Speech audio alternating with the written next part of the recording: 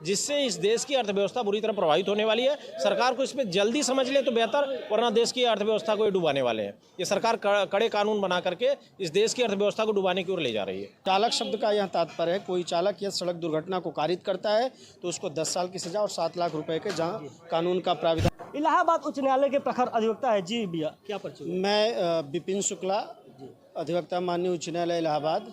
सबसे पहले आपके चैनल को ये अंग्रेजी कैलेंडर के नूतन वर्ष की बधाई। साथ ही साथ जो आपका मुद्दा है निश्चित तरीके से बहुत ही विचारणीय बिंदु है और सरकार ने जो कानून लाया है, मैं आपको 2 मिनट में बताना चाहूँगा। पूर्व की भारतीय दंड संहिता की धारा 304A में यह प्राविधान था कि अगर किसी तरीके की सड़क दुर्घटना होती है तो उसमें 2 साल की सज़ा और जुर्माने का प्राविधान था। सरकार कानून लाने से पहले एक बिंदु पे ऐसा कहा कि यह जो कानून है छोटे जुर्माने की धनराशि को देकर के ड्राइवर रिहा हो जाते हैं। जो नया कानून आया हुआ है, न्याय संहिता की बात करेंगे, भारतीय न्याय संहिता की, तो इसमें 104 सब क्लास 1 में ये कानून में परिवर्तन हुआ और उसमें यह कहा गया कि यदि सड़क पर कि चालक द्वारा, विशेषकर कोई ड्राइवर शब्द नहीं है, इसमें कोई ट्रक शब्द नहीं है कि ट्रक का ही ड्राइवर, चालक शब्द का यह तात्पर्य है कोई चालक यह सड़क दुर्घटना को कारित करता है तो उसको 10 साल की सज़ा और 7 लाख रुपए के जहां कानून का प्राविधान है। साथ ही साथ इस कानून में यह भी है कि यदि वह चालक उस घायल व्यक्ति को सड़क तक पहुंचाता है, पुलिस तक सूचित करता है तो उसके सज़ा में कुछ कमतर किया जाएगा, ऐसा भी प्राविधान किया गया। ये किताब और शब्द की बातें अलग होती हैं। कानून का जो मूल उद्देश्य होता है वो भारतीय जनमानस में किस तरीके से प्रिविलेज होता है, कंटिन्यू अपना काम करता है, ये बहुत ही इम्पोर्टेंट पहलू होता है। सरकार ने निश्चित तरीके से उस बिंदुओं पर विचार नहीं किया है, इसमें परिवर्तन करना चाहिए। और भारतीय ट्रांसपोर्ट की जब हम बात करते हैं तो भी हमारे देश में मैं कहना चाहूँगा कि जो सड़कें हैं वो उस उच्च तकनीकी या मानक की नहीं है कि जिस पे हम ऐसा कहें कि तकनीकी स्तर पे पूर्व सूचना निर्धारित हो कि वो इतनी दूरी पे इस प्रकार की स्थितियां आती हैं। भारतीय जनमानस में अभी और सारे कई चेंजेज आते हैं। शराब पी करके कोई व्यक्ति अगर किसी गाड़ी को ओवरटेक करने के प्रयास में जाता है या फॉग के कारण, कोहरे के कारण, जैसा कि आप वर्तमान समय में उत्तर भारत में देख रहे हैं, पूरा का पूरा उत्तर भारत कोहरे की चपेट में है, विजिबिलिटी 10 मीटर बहुत ही मुश्किल से दिख रही है, तो दुर्घटना के चांसेस ऑब्वियसली बढ़ जाते हैं। ये ऐसा नहीं होता कि इंटेंशनली कोई ट्रक ड्राइवर होता है कि जो इस दुर्घटना को कारित करे, या बस का ड्राइवर, जो भी एनीवे। साथ ही साथ मैं आपको बताना चाहूँगा कि भारतीय सड़क परिवहन निगम को यह सोचना चाहिए कि विजिबिलिटी की स्थिति या इस तरीके की जहाँ पे परिस्थितियाँ हैं, एम्बुलेंस की सुविधा आप ज़्यादा करिए, क्योंकि ट्रक ड्राइवर अगर इस तरीके से रुकता है तो हमारे ज़्यादातर ऐसा देखा गया कि हमारे देश की जनता उस ट्रक ड्राइवर को बहुत, या किसी भी प्रकार के ड्राइवर को ज़्यादा पीट देती है, जो जान जाने के चांसेस ज़्यादा रहते हैं। साथ ही साथ ट्रकों में आग लगा दिया जाता है। बात रही धरना के मुद्दे की, धरना के मुद्दे से आप देख रहे होंगे कि हमारे देश में उत्पादन के बाद उसका उपभोग की जो बात होती है वो कई देशों, कई क्षेत्रों से है। दक्षिण भारत में उत्पादित होने वाली चीज़ों का उपभोग उत्तर भारत में होता है, उत्तर भारत में उत्पादित होने वाले वस्तुओं का उपयोग और उपभोग दक्षिण भारत में या पूर्वोत्तर भारत में, पश्चिम भारत में, हमारे देश में होता है। तो इस प्रकार के ट्रांसपोर्टेशन रुक जाने मात्र से बहुत बड़ी असुविधा हो रही है।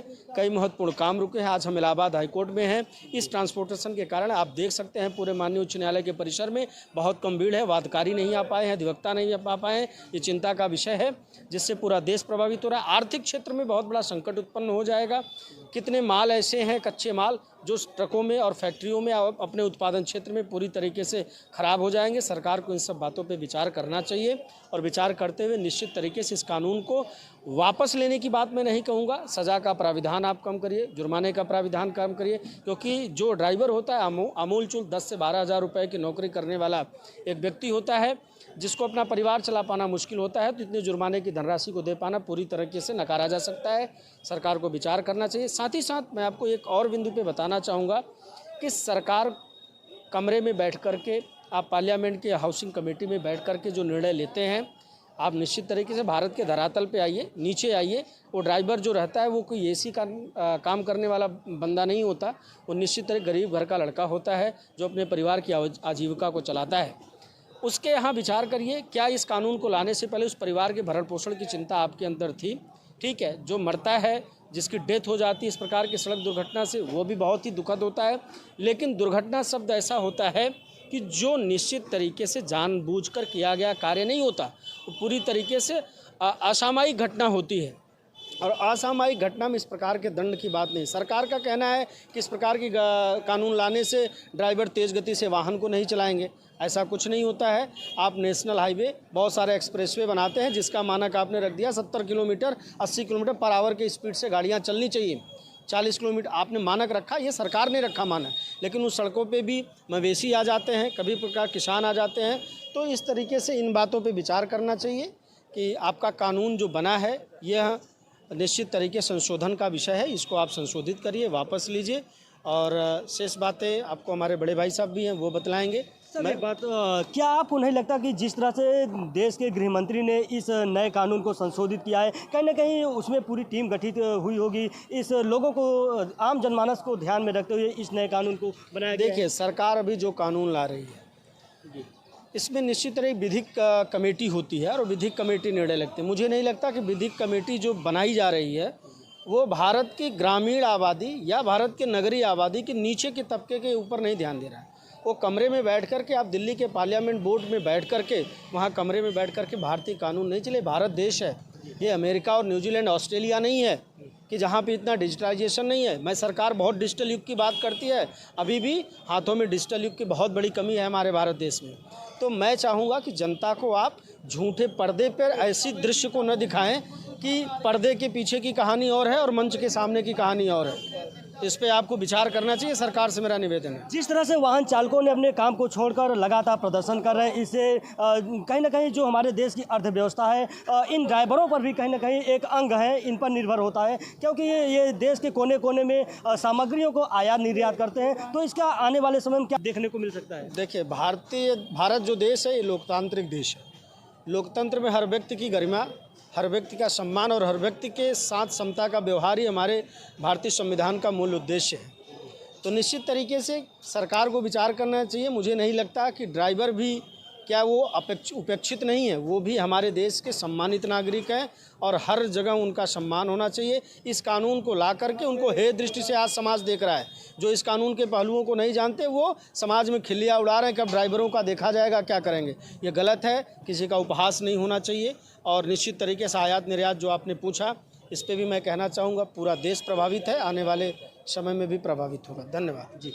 तो हमारे साथ बात करने के लिए अभी हाल ही में आपने देखा होगा कि आलोक मौर्य और ज्योति मौर्य का मामला जो देशव्यापी मुद्दा बन चुका था, उस मामले को निस्तारण करने के लिए हमारे साथ बात करने के लिए प्रखर अधिवक्ता यानी कि आलोक मौर्य के अधिवक्ता हैं। आइए हमसे जानने का प्रयास करते हैं कि अभी जो हाल ही में यह नया कानून को लेकर लगातार लोगों में प्रदर्शन किया जा रहा है, उसको लेकर इनकी क्या राय है, क्या चाहते हैं? जी सर, आपका परिचय। मेरा नाम हृदय लाल मौर्य, मैं इलाहाबाद उच्च न्यायालय में। सर, जिस तरह से देखा जा रहा है कि अभी नए कानून को लेकर जो ट्रांसपोर्ट से संबंधित कानून लागू किया गया है, उसको लेकर लगातार प्रोटेस्ट किया जा रहा है वाहन चालकों के द्वारा, तो क्या कुछ कहना चाहिए? मैं ये कहूँगा कि सरकार को अपना कानून वापस लेना चाहिए और जिस तरीके से इस समय पूरे देश में इसका विरोध चल रहा है, सरकार को निश्चित रूप से कानून वापस लेना चाहिए। और जो मैं समझता हूं, जिस तरीके से इस कानून की व्यवस्था की गई है, जो 10 साल सज़ा और 7 लाख रुपए जुर्माने की बात की जा रही है, कोई ड्राइवर, देखिए बहुत सिंपल सी बात है कि जब आप बीमार होते हैं, किसी डॉक्टर के यहाँ जाते हैं, तो डॉक्टर पूरा एफर्ट लगाता है उनको बचाने के लिए।